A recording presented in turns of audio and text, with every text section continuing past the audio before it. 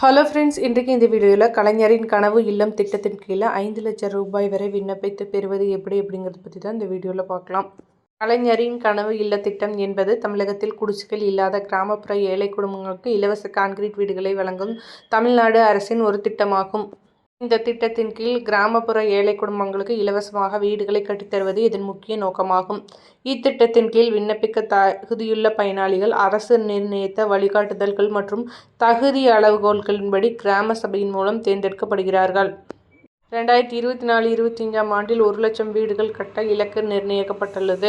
அதன்படி தமிழ்நாட்டில் கலைஞரின் கனவு இல்லம் திட்டத்தின் கீழ் இந்த 2024-25 நிதியாண்டில் ஒரு வீட்டுக்கு 3.10 லட்சம் என்ற அளவில் 1 லட்சம் வீடுகள் கட்ட 3100 கோடி ஒதுக்கி வழிகாட்டுதல்கள் வெளியிடப்பட்டுள்ளன.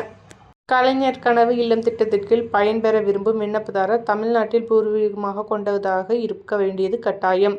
வீடுகள் அனைத்தும் 360 சதுர அடி அளவில் சமையலறையுடன் இருக்க வேண்டும். 300 சதுர அடி RCC கூரையுடன் மீதமுள்ள 60 சதுர அடிக்கு தீப்பிடிக்காத பொருளில் அமைக்கப்பட்ட கூரையாக பயனாளிகளின் விருப்பத்திற்கேற்ப அமைக்கப்பட வேண்டும். ஒரு வீட்டிற்கான தொகை அனைத்தையும் சேர்த்து 3.5 லட்சத்துக்குள் இருக்க வேண்டும். வீட்டின் சுவர்கள் செங்கல், இன்டர்லாக், பிரிக், AAC பிளாக் உள்ளிட்டவற்றால் கட்டப்பட்டிருக்க வேண்டும். மண்ணால் கட்டப்படும் சுவர்கள் கூடாது. செலவை குறைக்கும் தொழில்நுட்பங்கள், விரைவான கட்டுமானம் போன்றவை அனுமதிக்கப்படுகிறது. திட்டத்திற்கு தகுதியான பயனாளிகள் கிராம ஊராட்சி தலைவர், கிராம ஊராட்சி உதவி பொறியாளர் அல்லது வட்டார பொறியாளர், மண்டல துணை வட்டார வளர்ச்சி அலுவலர், வார்டு உறுப்பினர், ஊராட்சி மேற்பார்வையாளர் ஆகியோர் அடங்கிய குழு தகுதியான பயனாளியை தேர்வு செய்ய வேண்டும். இந்த குழு அனைத்து குடிசைகளையும் ஆய்வு செய்து தகுதிகள் அடிப்படையில் பயனாளிகளை தேர்வு செய்ய வேண்டும். தகுதியானவர் பட்டியலில் விடுபட்டிருந்தால் அவர்களை சேர்க்க வேண்டும்.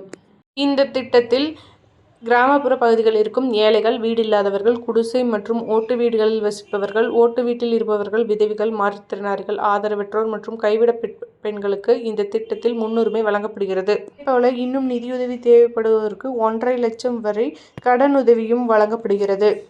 இதற்கு தேவையான ஆவணங்கள் ration card, Aadhaar card, PAN card, வாக்காளர் அடையாள அட்டை, விண்ணப்பதாரரின் பாஸ்போர்ட் அளவு போட்டோ, வருமான சான்றிதழ், வங்கி கணக்கு விவரங்கள், முகவரி சான்று.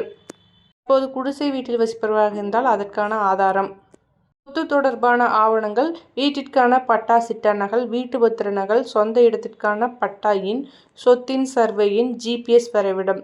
இந்த திட்டத்திற்கு விண்ணப்பிக்கும் போது இந்த ஆவணங்கள் அனைத்தையும் சமர்ப்பிக்க வேண்டும்.